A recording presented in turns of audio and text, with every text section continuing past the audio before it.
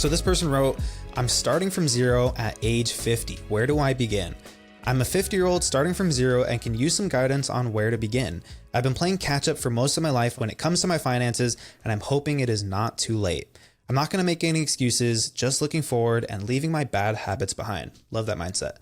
I'm not a gambler, do not drink or smoke, and I don't have expensive hobbies or anything like that.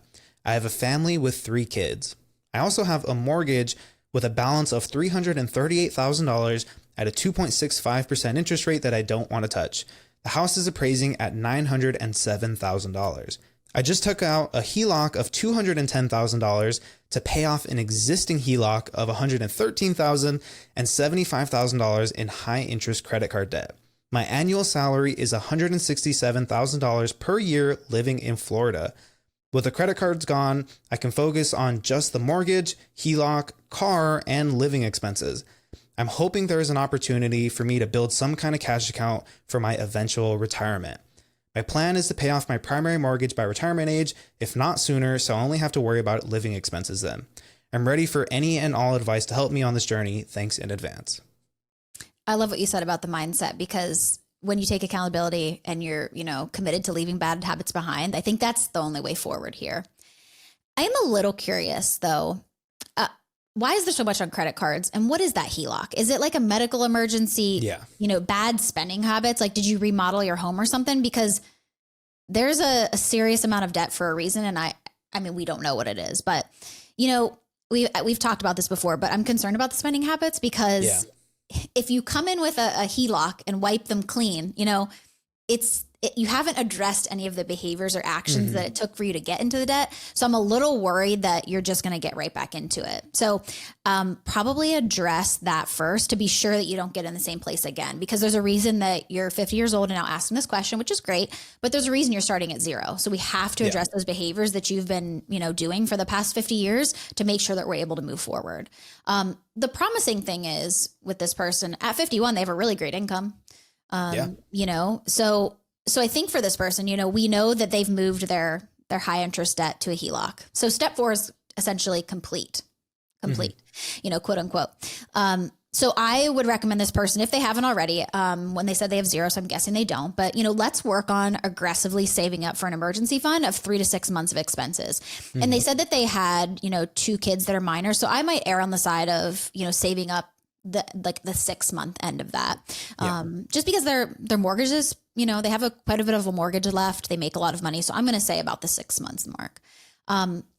Side note on that, I would probably never recommend that someone take an unsecured debt, like a credit card, anything like that, and then move it onto a debt like a HELOC. So it's just not a good idea to move unsecured debts into a secured debt, because let's say you lose your job and you can't pay your credit cards. They just go into collections. It's not really going to be a big deal. But if you do that with a home equity line of credit, you could lose your house after that. Yeah. So I would never have recommended that, but they had already taken that upon themselves to do. So, it's just the situation where we're at. Do you have any thoughts on this situation so far? Yeah, there's a lot here. This person said, I'm not a gambler.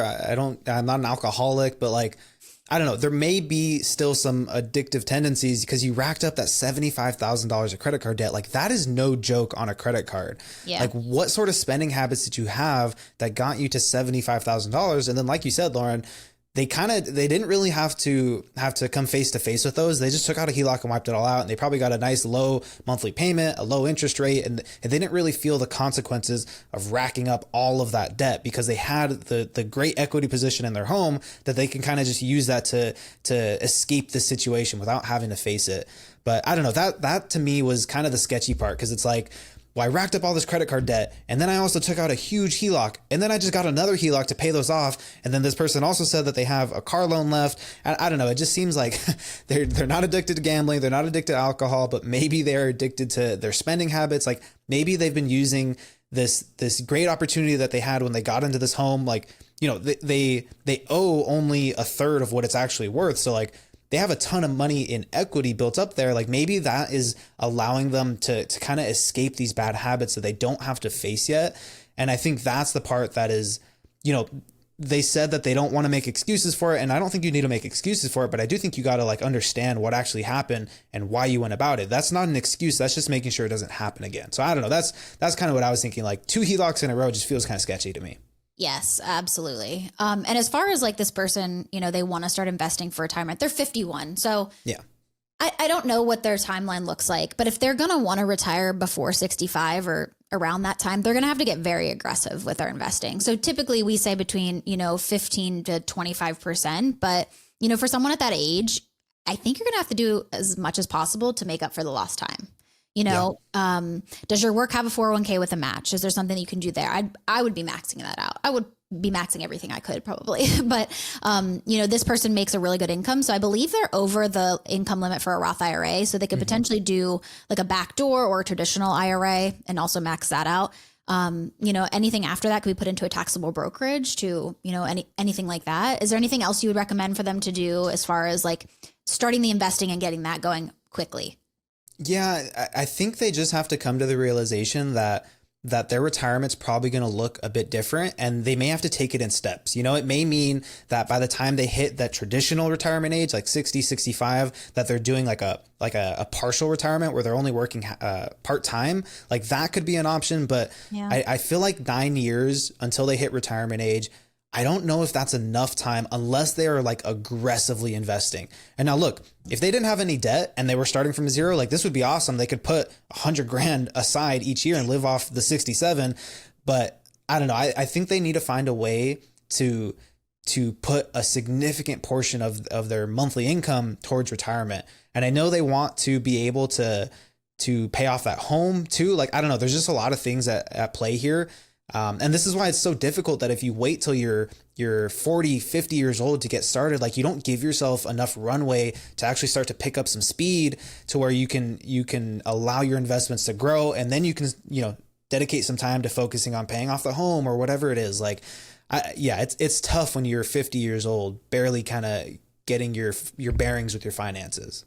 Yeah. And you've had a lifetime of living that way. So it's also incredibly hard to change your ways. I also, think about, this person is not 30 years old. So we cannot recommend like, quote unquote, risky investments. Not that we do risky investments, but you know what I mean? Like, they may need to work with a professional to get like a balanced portfolio. Maybe they're moving to something more conservative.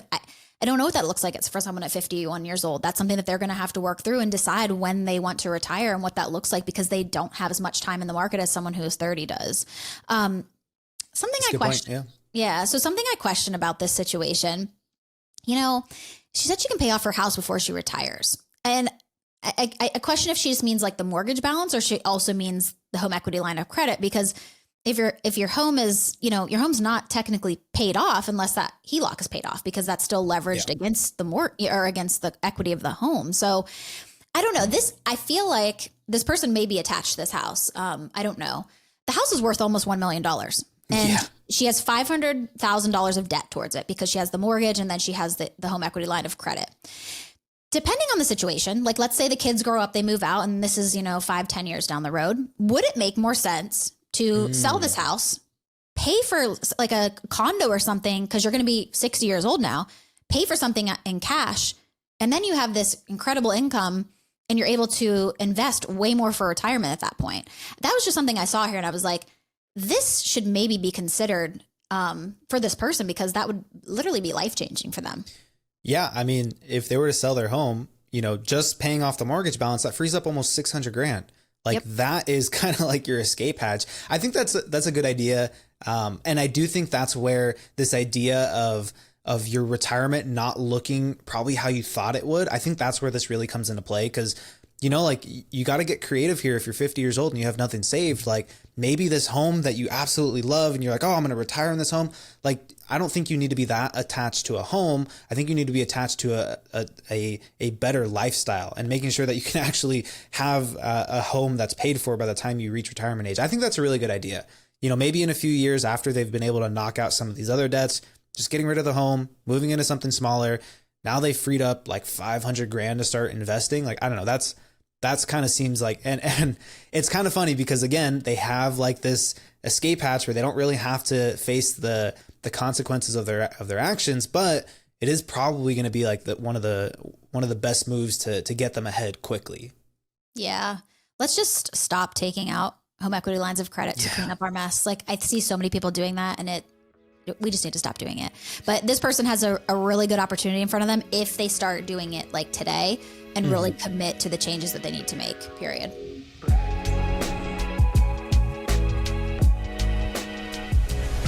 The information, opinions, and recommendations provided on this podcast are for entertainment purposes only and do not constitute professional financial advice. Any financial decisions you make based on the content of this podcast are your responsibility. We strongly recommend consulting with a licensed financial advisor or other qualified professional before making any significant financial decisions. By listening to this podcast, you acknowledge that we are not liable for any financial outcomes.